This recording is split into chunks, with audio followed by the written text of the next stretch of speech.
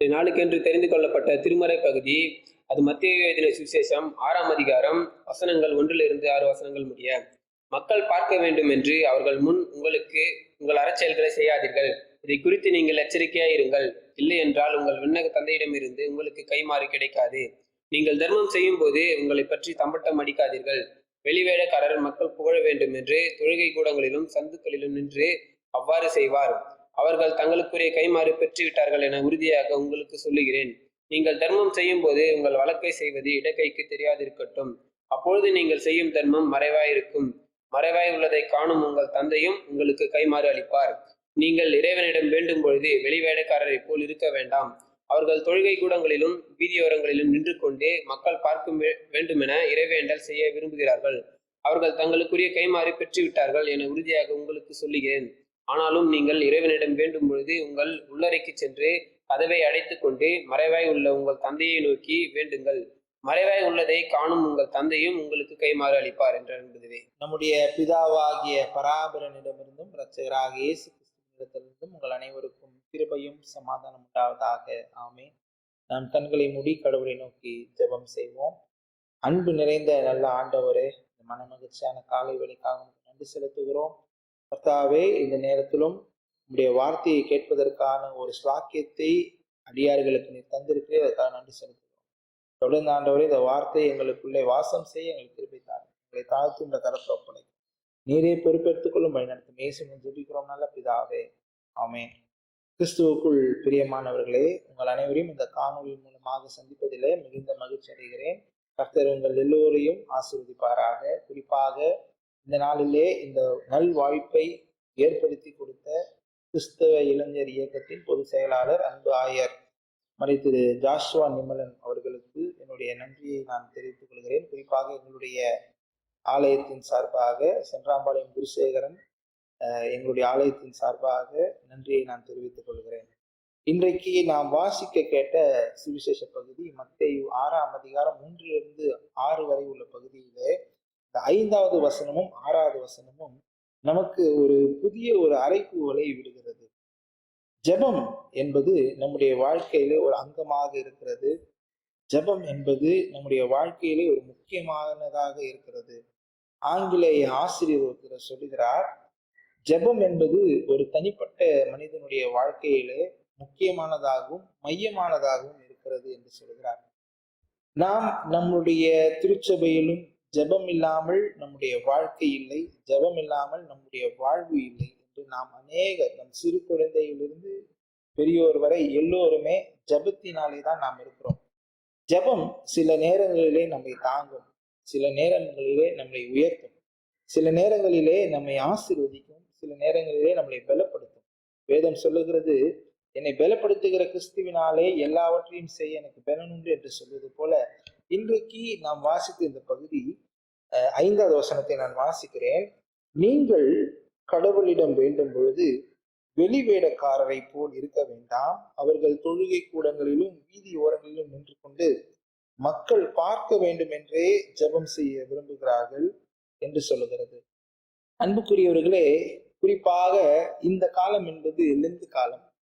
இந்த லெந்து காலம் என்றால் நாம் நம்முடைய வாழ்க்கையை புதுப்பித்துக் கொள்வதற்கான ஒரு காலம். நாம் நம்முடைய வாழ்க்கையிலே மனம் திரும்புதலுக்கான ஒரு காலம். நம்முடைய வாழ்க்கையிலே ஒரு மாற்றத்தை நோக்கி பயணம் செய்கின்ற ஒரு காலம். எனவே இப்படி நாம் சொல்லிக்கொண்டே போகலாம். ஆனால் லெந்து காலம் என்றால் நாம் எல்லோருக்குமே தெரியும், நாம் மண்ணிலிருந்து எடுக்கப்பட்டோம், நாம் மண்ணோடு மண்ணாகும், நாம் மண்ணிலிருந்து மீண்டும் உயிரோடு எழுந்திருப்போம் என்று சொல்வது போல நாம் இன்றைக்கு ஏதோ ஒரு சத்தியத்தை இந்த காணொளியின் மூலமாக நாம் அறிந்து கொள்ள போகிறோம். அது நிச்சயமானது. நாம் ஜெபிக்கும் பொழுது எப்படி எல்லாம் இன்றைக்கு ஜெபிக்கிறோம்?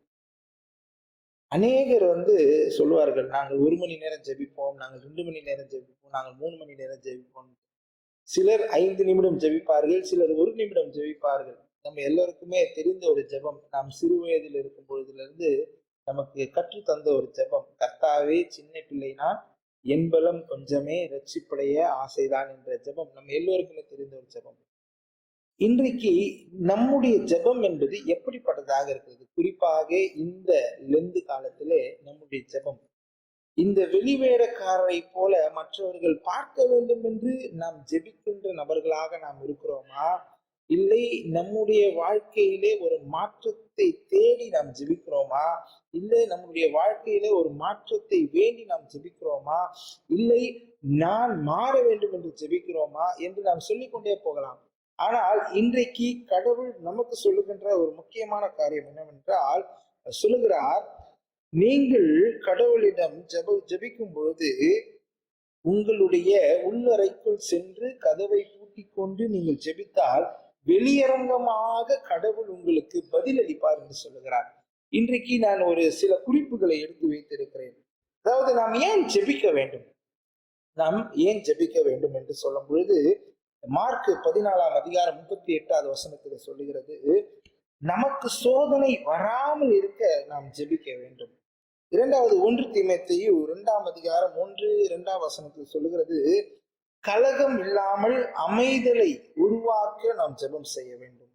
யோவான் 16ஆம் அதிகாரத்தில் சொல்லுகிறது, நமது சந்தோஷம் நிறைவாய் இருக்க ஜெபம் செய்ய வேண்டும்.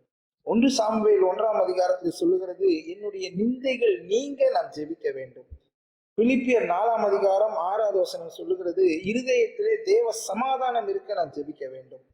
லூக்கா 21ஆம் அதிகாரத்தில் சொல்லுகிறது, மனுஷகுமாரன் வருகிறார், அவருடைய வருகையை நான் பார்க்க வேண்டும் என்பதற்காக ஜெபம் செய்ய வேண்டும். அக்கிரம சிந்தைகள் நீங்க ஜெபம் செய்ய வேண்டும். இச்சைகள் நிறைவேற்றும் ஜெபம், அதாவது இந்த உலகத்திலே இச்சைகளால் நிரம்பியிருக்கின்ற எல்லா விதமான காரியத்திலிருந்து நாம் வெளிவர வேண்டும் என்பதற்காக நாம் ஜெபம் செய்ய வேண்டும். எனவே அன்புக்குரியவர்களை, இன்றைக்கு அநேக காரியங்கள் நம்முடைய வாழ்க்கையை புரட்டி போட்டுக் கொண்டிருக்கிறது. நம்முடைய வாழ்க்கையிலே பலவிதமான பிரச்சனைகள் உண்டாக்கி கொண்டிருக்கிறது. நான் இந்த உலகத்திலே வாழ்ந்துதான் ஆக வேண்டுமா என்ற கஷ்டத்தோடு நாம் அநேக நேரம் வாழ்ந்து கொண்டிருக்கிறோம். ஏன் என்னுடைய வீட்டுல மட்டும் இந்த பிரச்சனை நடக்குது, ஏன் என்னுடைய குடும்பத்துல மட்டும் இது நடக்குது, நான் நினைக்கிற காரியங்கள் எதுவுமே நடக்க மாட்டேங்குது என்றால் நம்மிடத்திலே ஜெபம் என்பது குறைவாக காணப்படுகின்றது. இன்றைக்கு மற்றவர்கள் பார்க்க வேண்டும் என்பதற்காக நாம் ஜெபம் செய்தோம் என்றால் கடவுள் நமக்கு நேரடியாக நம்மளுக்கு பதிலே தரமாட்டார். நாம் கடவுளிடத்துல பேசும்போது, ஜெபம் என்றாலே நம்ம எல்லாருக்குமே தெரியும், it's communication with our God, conversation with our God. எனவே அன்புக்குரியவர்களை, இந்த நாளிலே கடவுள் நமக்கு தருகின்ற காரியம், தேவ சித்தத்துக்கென்று ஒப்பு கொடுத்து ஜெபிக்கும்படியாக உங்களை நான் அன்போடு கேட்டுக்கொள்கிறேன். ஏனென்றால் இந்த நாள் என்பது இந்த மாதிரி இன்னொரு நாள் நமக்கு அமையாது.